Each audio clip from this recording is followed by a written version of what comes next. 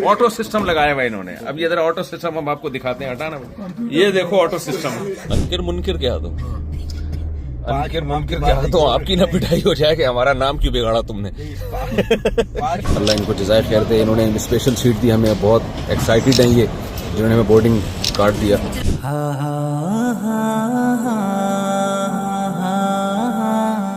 भाई हम लोग जापान में हैं। जापान आपको पता है टेक्नोलॉजी वाला मुल्क है, तो ये इन्होंने हमारे पेशावर वाले भाइयों ने जो है ना, कैसी जबरदस्त टेक्नोलॉजी। ये देखो ऑटोमेटिक दरवाजा ये खुलता हाथ से ऑटोमेटिक बंद होता है। ऑटो सिस्टम लगाया हुआ इन्होंने। अब ये जरा ऑटो सिस्टम हम आपको दिखाते हैं, हटाना। ये देखो ऑटो सिस्टम, और खोलो खोलो दरवाजा। ये ऑटो सिस्टम देखो आप, ये है जापान की टेक्नोलॉजी। मैं हैरान हो रहे थे, दरवाजा खुलता हमारे हाथ से, बंद खुद क्यों होता है। तो इन्होंने ये टेक्नोलॉजी लगाई हुई है, ये पाकिस्तानियों का की टेक्नोलॉजी। सिराजुल हक साहब ने भी अपने घर पे लगाया हुआ। अच्छा अच्छा, जबरदस्त। मोटर लगी हुई है, कैसा भी देगा। मैं हैरान हो रहा था यार, ये खुलता हाथ से, बंद खुद ही होता है यार। टेक्नोलॉजी है। ये देखो देसी सिस्टम। ये बाहर आपको, अंदर मैंने टेक्नोलॉजी दिखाई है, इधर ये हीटर। ये जापान में पेशावर का माहौल बनाया हुआ है, बिल्कुल जबरदस्त। ये सर्दी से बचने के लिए। कितने मन लकड़ी जली है इसमें पता नहीं, मन तो नहीं, किलो होगी। 2-3 मन तो आज। ओहो 2-3 मन। लेकिन भाई इस आग का अपना मजा है, इसकी जो गर्मी है ना, हीटर से ज्यादा मजा है इसकी। देखो भाई यहाँ बाहर बैठने के लिए इन्होंने माहौल बनाया हुआ है, माशाल्लाह माशाल्लाह माशाल्लाह। ये है जी जापानियों का कब्रिस्तान। चलें चलें चलें आगे चलें। ये जला के ना राख बना के हड्डियां। हाँ अच्छा, कब्रों पे शराब भी रखी हुई होती है। जो बंदा जिस चीज का शौकीन है उसके फैमिली वाले वो चीज रख लेते हैं। हाँ वो चीज उधर जो गाने का हो, जो शराब हो, जो गाने बजाने को, वो चीज रख देते हैं। एक कब्र में पूरा खानदान इनका जो है ना, और राख खाते हैं जी। अब आप जरा बताएं जल्दी गाड़ी चलाते हुए जी। कि ये लोग ऐसा करते हैं कब्रिस्तान, ये जो जब कोई मर जाता है ना, तो उसको सारे लवाहिकीन उसके जमा हो जाते हैं और फिर ओवन में उसकी लाश को डाला जाता है। आधा घंटा उसको जलाया जाता है। आधे घंटे के बाद वो लाश निकलती है, वो जल के राख बन चुकी होती है, हड्डियां टूट चुकी होती है। भट्टी हाँ, बहुत बड़ी भट्टी होती है। फिर वो जितने भी रिश्तेदार हैं ना, दाएं में खड़े होकर एक ब्लैक ड्रेस में किस किस्म का इंस्ट्रूमेंट होता है, जैसे हम आपने होटलों में देखा होगा ना, वो उसको क्या बोलते हैं, चिमटा। चिमटों से नहीं जैसे उठाते चीजें, बोटियां उठा उठा के हमारे सामने रखते हैं, तो ऐसे ये लोग चिमटों से फिर उसकी हड्डियां उठा उठा के छोटे से डब्बे में इस तरह रखते हैं। छोटे से डब्बे में रखते हैं। पहले राख डाल देते हैं, मुर्दे की जो मैयत की राख होती है, फिर वो हड्डियां बड़े तमीज से उठा के उसको तोड़ के वो एक एक हड्डी उसमें रखते हैं डब्बे में। फिर वो डब्बे को कर देते हैं पैक। पैक करने के बाद वो लवाहिकीन के हवाले करते हैं कि अब आप जो करना है। तो वो लवाहिकीन ये करते हैं कि छोटी सी इन्होंने कब्र ली होती है, क्योंकि कब्र यहाँ बहुत महंगी है। बताएं क्या रेट चल रहे हैं कब्र के? ये 200 से 300 मन तक होता है। कुछ मन का मतलब लोगों को नहीं पता ना। मन का मतलब 200 मन से 20 लाख यानी पाकिस्तानी 40 लाख। 20 लाख की एक कब्र है, 20 लाख 40 लाख। तो अब ये लोग फैमिली कब्र लेते हैं। फैमिलियां भी छोटी सी होती हैं, तो फैमिली कब्र ले ली। उस कब्र के अंदर क्या किया, एक छोटा सा गड़ा होता है और उसमें राख डालते हैं। अब उसमें वो राख के डब्बे लाके रखना शुरू कर देते हैं। ये दादी की राख है, ये नानी की है, ये चाची की है, ये खाला की है, ये बेटे की है, ये वाइफ की है, ये हस्बैंड की है। और उसको फिर वो यही कब्र जो है ना, वो खुलती रहती है जब भी कोई नई मैयत आती है। इसको उठाते हैं, इसका बाकायदा सिटी ऑफिस जिसे कहते हैं ना, हाँ, नानी के नाज़िम आला और डीसी का दफ्तर जिसे कहते हैं जी, तो उसमें बाकायदा टीवी लगा होता है ना, उसमें ये कब्रों वाले इश्तिहार भी चलते हैं।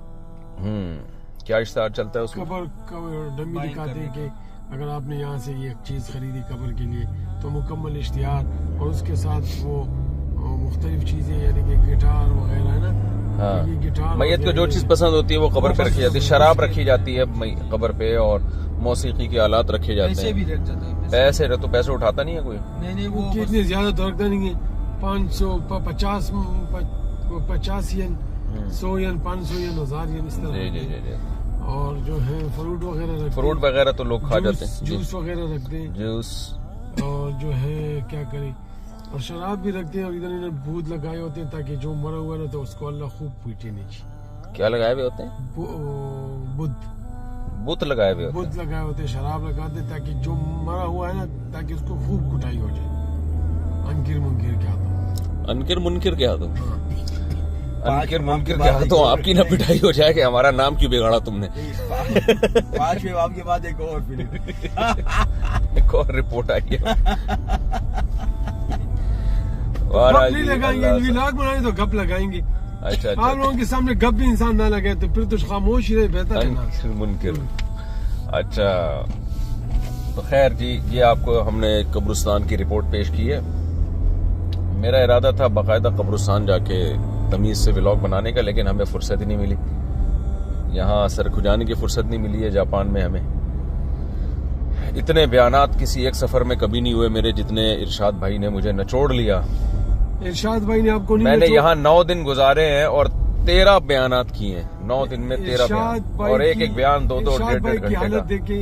इरशाद भाई ने खुद भी बहुत ज्यादा थकाया अपने आप को, खुद तो मुझसे भी ज्यादा थकाया। इरशाद भाई की हालत ये है ना, इरशाद भाई की हालत कि पुश्तो की एक फिल्म थी, मैं बच्चा था तो उसमें एक गाना था, एक यो तरफ था डांग दे बल तरफ था पड़ांग दे। मैं एक तरफ यानी कि डांग डंडा है, दूसरी तरफ शेर है। अच्छा। बीच में इरशाद है, क्योंकि अच्छा। अगर बयान रखता हूँ तो आप डांटते, ज्यादा बयान, ज्यादा बयानात हो गए। अगर ना रखता तो लोग परेशान। अच्छा अच्छा अच्छा। तो दोनों तरफ से इरशाद की कुटाई हो रही थी। जी भाई, इरशाद भाई ने बहुत टफ टाइम गुजारा है इन दिनों में, और मुझे भी टफ टाइम गुजरवाया है, लेकिन मेरा तो फिर भी बनता है।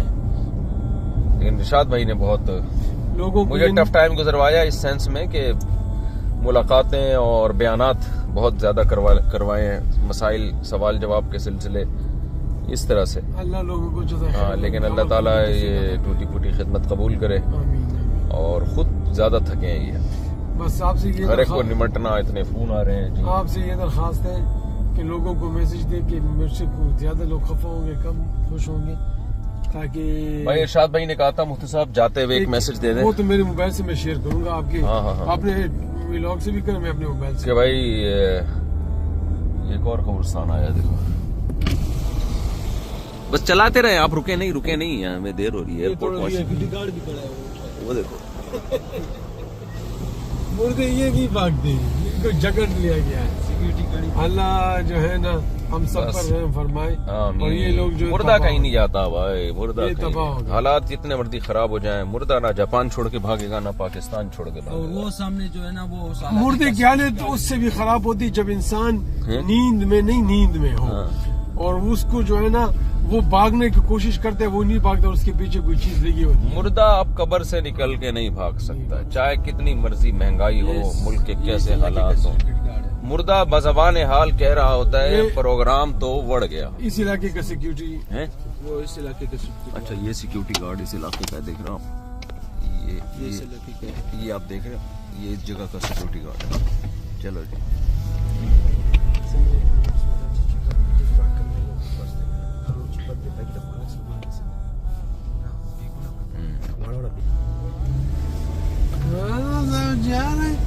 Zaroka.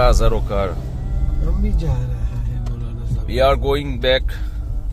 We come back.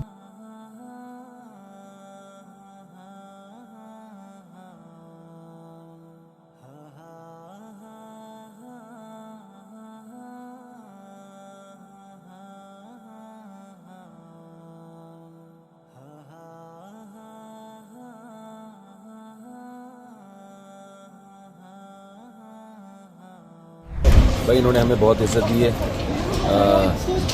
इन्होंने चैनल देखा मेरा, मुफ्ती तारिक मसूद स्पीचेस, ये अल्लाह इनको जज़ाए खैर दे। इन्होंने स्पेशल सीट दी हमें, बहुत एक्साइटेड हैं ये, जिन्होंने हमें बोर्डिंग कार्ड दिया। तो इन्होंने कहा मैं आपका चैनल देखूंगी, विज़िट करूंगी। तो बहुत अच्छा इन्होंने हमारे साथ सलूक किया और स्पेशल सीट दी हमें। हमने जापान में बहुत अच्छा टाइम गुजारा इरशाद भाई के साथ। अल्लाह इरशाद भाई को जज़ाए खैर दे। सब साथियों से मिलवाया इन्होंने, बहुत अच्छे साथी थे। सबको मेरी तरफ से बहुत सबका बहुत शुक्रिया। जितने भी जापान में यहाँ मेज़बान लोग जिन्होंने मेरी मेज़बानी की, मुझसे मोहब्बत से मिले, दिल से सबके लिए दुआ गो हूँ। बहुत मज़ा आया यहाँ पे।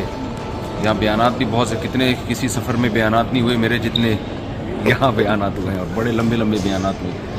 लोगों में बहुत ज़्यादा अच्छा जज्बा था। अब मैं जा रहा हूँ ऑस्ट्रेलिया। आज हमारी फ़्लाइट है ऑस्ट्रेलिया की, और कमाल की बात यह है कि तकरीबन 10 घंटे कराची से ये जापान टोक्यो है, 11 घंटे आप समझ लें। मेरा ख्याल ये था कि यहाँ से ऑस्ट्रेलिया करीब है, मैप में तो ऐसे नज़र आ रहा हूँ करीब है, लेकिन वो फ्लाइट आपने नहीं, लेकिन नहीं, वो फिर भी 10 घंटे की फ़्लाइट तो 8 घंटे की, 10 घंटे है तकरीबन। और कनेक्टेड फ़्लाइट से हमें 13 घंटे लगेंगे ऑस्ट्रेलिया पहुँचने में। ऑस्ट्रेलिया के बारे में दिलचस्प बात ये है, तो इक्वेटर के बिल्कुल अपोजिट साइड, दूसरी जानिब है, तो वहाँ का मौसम बिल्कुल चेंज है। सलीम भाई काइंडली सलीम भाई है, मुझे ऑस्ट्रेलिया से लेने के लिए आए थे। पहला सफ़र भी मेरा सलीम भाई की इनविटेशन पे हुआ था, दूसरा सफ़र भी सलीम भाई की इनविटेशन पे, और सलीम भाई जापान आए 13 घंटे सफ़र करके यहाँ मुझे रिसीव करने के लिए अल्हम्दुलिल्लाह हमारे पास। तो मौलाना फजल अमीन साहब ने भी बहुत अच्छा टाइम गुजारा हमारे साथ, अल्लाह जज़ाए खैर दे इनको। तो ऑस्ट्रेलिया की दिलचस्प बात यह है कि वहाँ बिल्कुल अपोजिट मौसम है। यहाँ शदीद सर्दी थी ऑस्ट्रेलिया, अब दिन छोटा है, रातें बड़ी हैं। यहाँ 4:45 बजे मगरिब हो रही है, और वहाँ तकरीबन 4:30 पौने 5 बजे मगरिब हो रही है यहाँ पे। इतना छोटा दिन, और वहाँ बिल्कुल अपोजिट अभी दिन होगा। वहाँ की मगरिब कब हो रही है? ऑलमोस्ट पौने 9 बजे मगरिब हो रही है। उफ, इतना लंबा दिन, और फजर 6 बजे तकरीबन फजर का टाइम खत्म हो रहा है 5:40 और 5:40 पे सूरज निकल रहा है ऑस्ट्रेलिया में। 5:40 पे सूरज निकल रहा है, पौने 9 बजे सूरज गुरूब हो रहा है। इतना लंबा दिन, और यहाँ बिल्कुल उसके अपोजिट था, बहुत छोटा दिन। यहाँ शदीद सर्दी थी, बहुत सारे इलाकों में बर्फ़ पड़ी हुई थी, और वहाँ पर शदीद गर्मी चल रही है। तो ये मेरा ज़िंदगी का पहला तजर्बा है कि मैं एक ऐसे कंट्री से ट्रैवल करके, इस सेंस में पहला तजर्बा है कि पहले मैं ऑस्ट्रेलिया तो जा चुका हूँ, लेकिन इतने ठंडे तरीन इलाके से बिल्कुल गर्म तरीन इलाके की तरफ जाना पॉजिटिव हो गया। अच्छा, दोनों इंतहाई ईस्ट में है, ऑस्ट्रेलिया भी इंतहाई ईस्ट में है और जापान भी। वैसे तो ज़मीन में, जो रूए ज़मीन पे सबसे पहले जो सूरज तुलू होता है वो न्यूजीलैंड में होता है, उसके बाद जापान में, लेकिन थोड़ा सा फ़र्क है। ऑस्ट्रेलिया भी उसी में दाखिल है। तो इंतहाई वेस्ट की तरफ भी जा चुका हूँ, अब इंतहाई ईस्ट की तरफ, और इंतहाई जो ईस्ट है उसमें 2 कंट्री हैं, ऑस्ट्रेलिया और जापान। न्यूजीलैंड भी है, वो बिल्कुल ऑस्ट्रेलिया के साथ ही है। तो इंशाल्लाह ऑस्ट्रेलिया में बयानात का सिलसिला भी है, वहाँ कोई अचंभे की चीज़ देखने को मिली तो इंशाल्लाह वो व्लॉगिंग में भी लेकर आएंगे। और इरशाद भाई का फिर बहुत शुक्रिया, इन्होंने हमारा बहुत इकराम किया, बहुत टाइम दिया। सबसे बड़ी बात होता है टाइम देना, कि किसी के साथ आप अपने सारी मसरूफियात को आगे पीछे करके टाइम देते हैं, तो टाइम इन्होंने हमें बहुत ख़ानदानी दिया। अल्लाह ताला बहुत जज़ाए खैर दे। जज़ाकुमुल्लाह। अस्सलाम वालेकुम।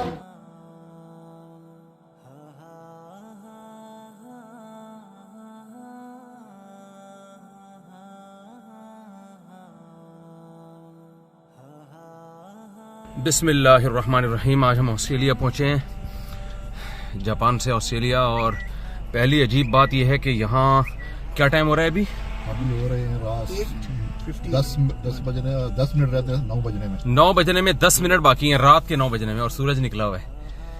रात के 9 बजने में 10 मिनट बाकी हैं, और सूरज आप देख रहे हैं, मगरिब का टाइम भी नहीं हुआ। और ये मस्जिद आपको सामने नजर आ रही है मेलबर्न में, ये टर्किश मस्जिद है, बहुत ही खूबसूरत मस्जिद तुर्कों ने बनाई है। ये मेरे साथ हैं जनाब शफीक भाई, पाकिस्तानी हैं, और ये जनाब रेहान भाई, ये भी पाकिस्तानी है। ये शाहिद भाई, सॉरी, ये यहाँ इंजीनियर हैं एक जहाज़ की कंपनी में। और आप क्या हैं? मैं सर एजुकेशन डिपार्टमेंट में। एजुकेशन डिपार्टमेंट क्या है आप उसमें? आईटी में। आईटी में है, आईटी मैनेजर। और पीछे वही बैठे हैं सलीम भाई, जिनको मैं बार बार ज़ियारत करा चुका हूँ। और ये मैं कैमरामैन जो है मैं हूँ।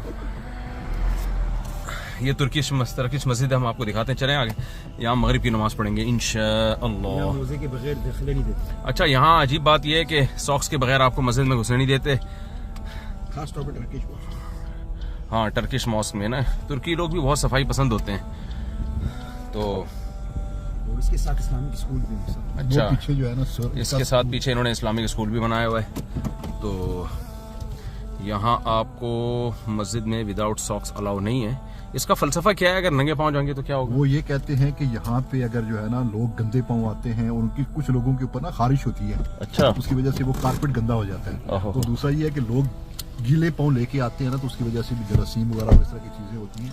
वो ये कहते हैं कि आप पहले पाँव को पुश करें और उसके बाद फिर उसके सॉक्स पहने और फिर मस्जिद में आए। ओहो, काफी ज्यादा हो गया। चलो खैर। अच्छा, तो सॉक्स में भी तो जरासीम होते हैं बाज लोगों के, वो गंदे। लॉजिक नहीं है ना, बस क्या करें हमारे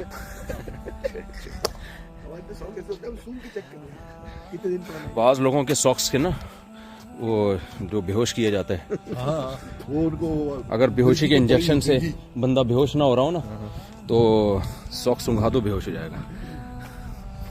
मिर्गी वाले को कुछ सुगा देनी है, मिर्गी वाले को भी तो सुगा देना क्योंकि सॉक्स लगाओ। Very good. टर्किश मस्जिद। अरे जमात खड़ी हो गई है इधर। वही नमाज यार, मेरा वुजू तो है, वुजू है, हमारा वुजू है पहले से। ये अल्लाह का फजल हो गया। बहुत बड़ी मस्जिद है।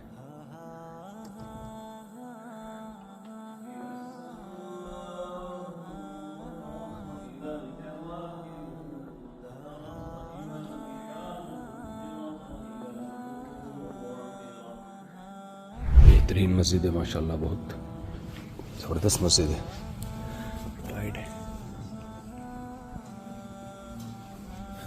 ये तुर्कों ने हमेशा से, इनकी तुर्की में भी मस्जिदों में ये एक जगह थोड़ा अलग से बना होता है, पता नहीं क्यों।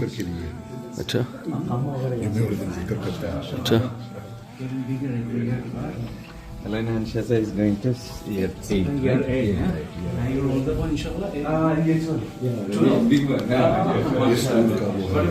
उनके इस्लामिक स्कूल है। ये देखिए टर्किश का झंडा लगा हुआ है, साथ में ऑस्ट्रेलिया का लगाया हुआ है। अच्छा, मस्जिद में टर्किश और ऑस्ट्रेलिया दोनों का झंडा। अच्छा, ये पीछे स्कूल है। सबके साथ एक तस्वीर। मेरी राय है कि मस्जिदों में झंडे नहीं होने चाहिए। क्या ख्याल है?